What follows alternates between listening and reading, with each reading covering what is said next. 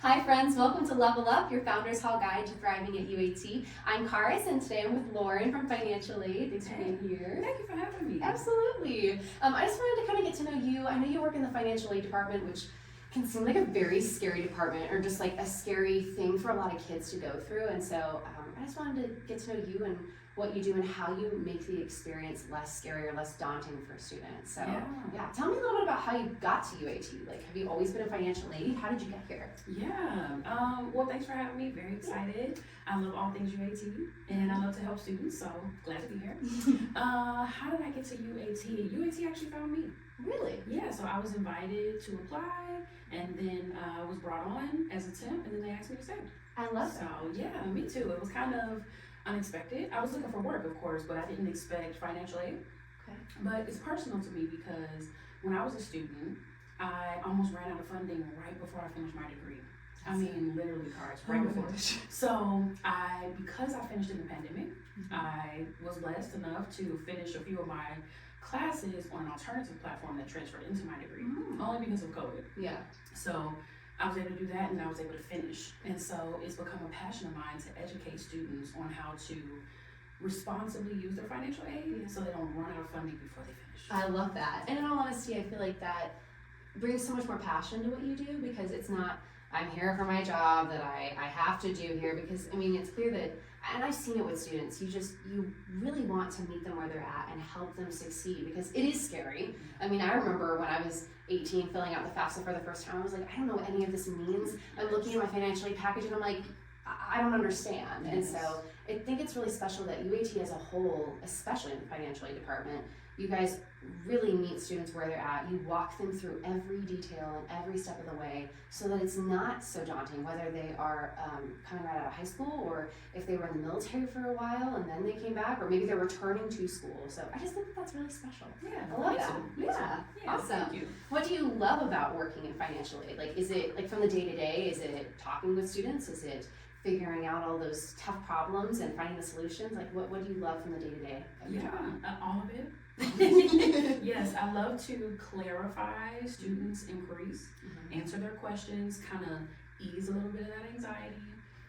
And then I do love the intricate details of it, making sure that funding is in place, making sure it's paired with the proper award year. And so, yeah, I love it all, talking to the students and the details. I love it. That's great. So then, obviously, there's more to you than what you do at UAT. There's more to you than being a financial aid advisor. What kinds of things do you enjoy outside of UAT, or what do you think makes your life special and fulfilling when you do come to work? You know what I mean? Yeah.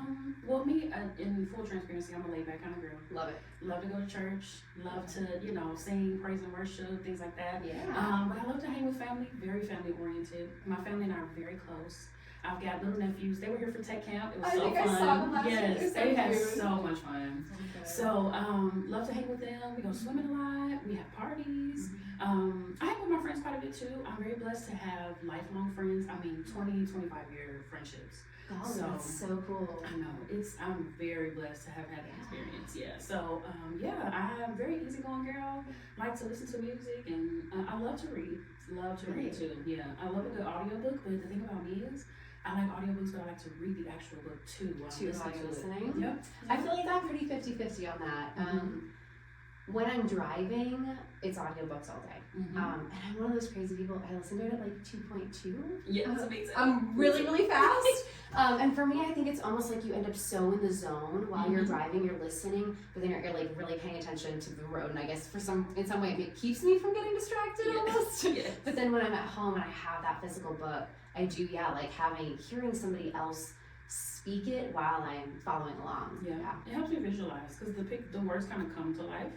And so it helps me visualize. I love that. Yeah. And I'm glad that, with the Arizona summer heat, if you have access to a pool. Yes.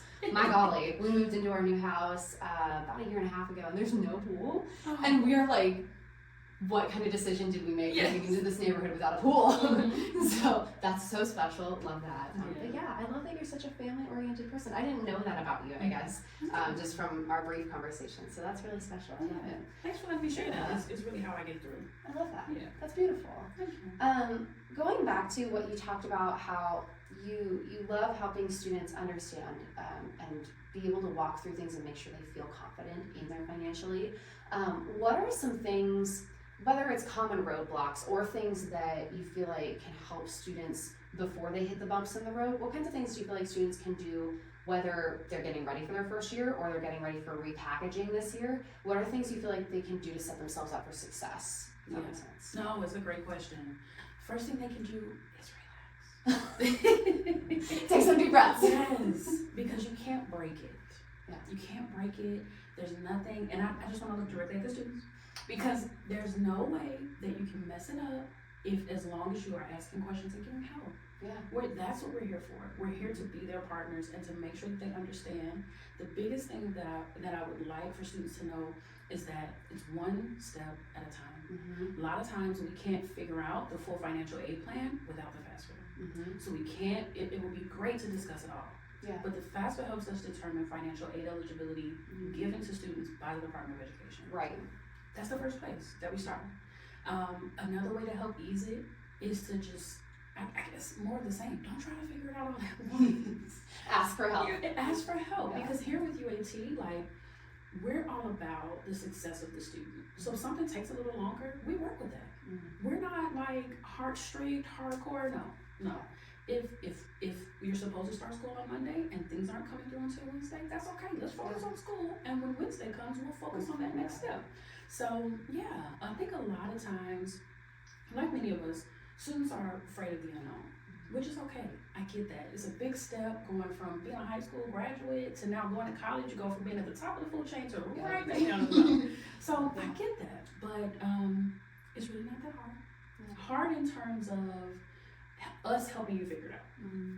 I do know that there are challenges, but if students would just embrace the fun of starting school, we'll help with the hard part. Yeah. You know? I love that. Yeah. I know, I feel like I talk about it a lot with everybody in the portal, but like I went to such a large university. I never met my financial aid advisor.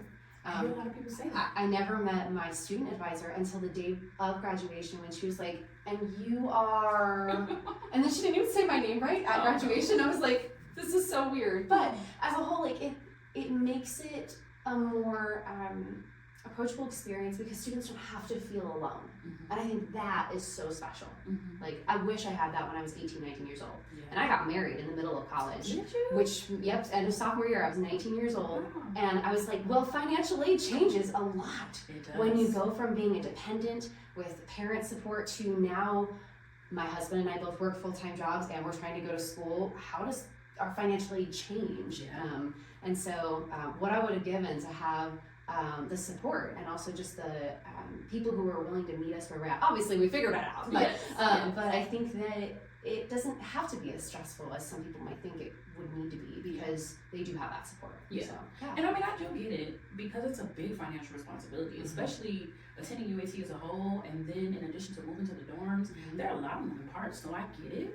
But we try to help them understand that we're here. That's my sole purpose as a financial aid advisor, is to help not only make it easier for them, but to help UAT and be an advocate for UAT. And as an advocate for UAT, it's a smooth process. It's a smooth process. Yeah. I love it. That's awesome. Yeah. I feel like you've already answered so many of these other questions on here. Okay. Let's see. Tell me a little bit about what in your journey ended up leading you back to higher education. I know you said you graduated during COVID and then you were hired on here. Was there something specific that drew you to this position, drew you to financial aid and back in higher education? Man, that's a really great question. Thank you. I came up with that one on my own. That was great. Well, I worked in retail management for about 10 years. And that's what took me so long to finish my degree. That's why I didn't finish until COVID. I was supposed to be done maybe 8 years before that.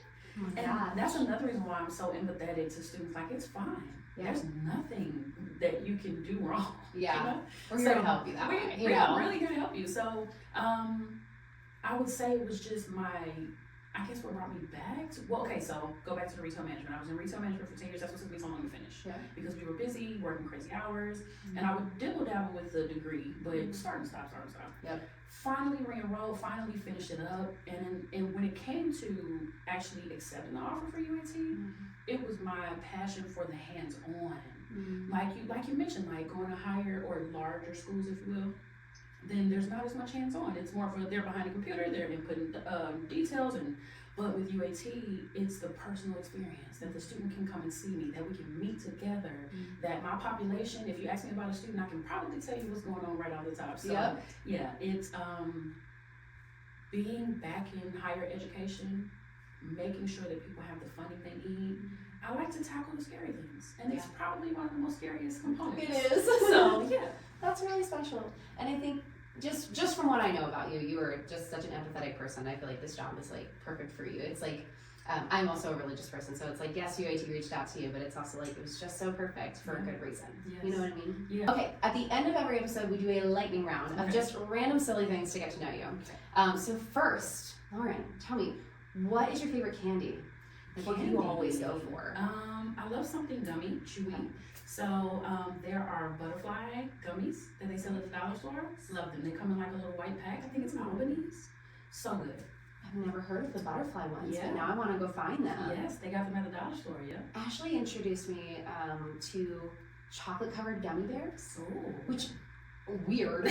But then came to find Kylie, the other manager at Founders Hall, is obsessed with them. They were like, "You haven't heard of these?" And I'm like, "No, chocolate-covered gummy bears? I haven't yet." She said she's gonna bring me some, and I know I was gonna say I'm a little nervous. But you'll have to try some too. Okay. It's still gummy candy, but now it's coated in chocolate, which we'll see how it goes. We'll see. If you were to have a spirit animal, what would your spirit animal be? I used to really like zebras, but now I'm thinking like some kind of bird, maybe like a peacock or like a hummingbird. I know they're very different, but it's still like that's super fun. I love that, and they're beautiful. And it turns out like a lot of kids are actually more intelligent than we give them credit for. Yes. But I love that. It's so fun, and they're beautiful. Thank goodness. Do you have a favorite like drink or soda? Love Sprite. Me too. Yes. Me too. I'm a Sprite. Special mention, Strawberry Crush. Yes. Oh, strawberry. I haven't thought about that in such a long time. Okay. Do you have a favorite fidget toy? The portal's full of them. I like the ones that click. Yeah. Yeah, that I can hold and click while I'm clicking through students. Oh yeah, just like clicking on stuff. Yep, I totally agree. And then, did you have a childhood passion when you were younger? What did you think you were going to be when you grew up? Yeah, I wanted to be a psychologist. Really? Yeah, a therapist. Yeah, and so even though I'm not doing that officially, I do. You kind of are though. Yes, I do some of it. I'm gonna come to you and be like, "Lauryn, I'm having a bad day." Yeah, let's talk about it. Let's just talk about it. We'll work through all these complicated problems. Yes. That's so special. I don't think I've ever. I feel like the people that I know are like, "Oh yeah, I knew exactly what I wanted to be when I was younger." I don't think anybody has ever said like, "Oh, I would like to be a therapist or like a counselor and help people and those kinds of things." So that's kind of cool. I remember when I was a kid, I knew I wanted to be a dancer, but then it would change every year after that. Like dancing always kind of stuck. I still dance as an adult, love taking classes and things like that. But as a kid, it really did float around. Like, was it an astronaut or a pastry chef, or one day I thought I wanted to be a car salesman. I don't know why. I'm good at that. You know? Maybe. I love people, so there's that. So, but yeah, awesome. Is there anything last, like, final things you'd like to share with the students who are watching, or current or future, or even families? Anything you want to share? Yeah, have fun. Have fun. Have fun. I love it. You know, there's so many things to worry about, and lean on us. Let us take the stress out and enjoy the process. You know? I could not find a better way to end off.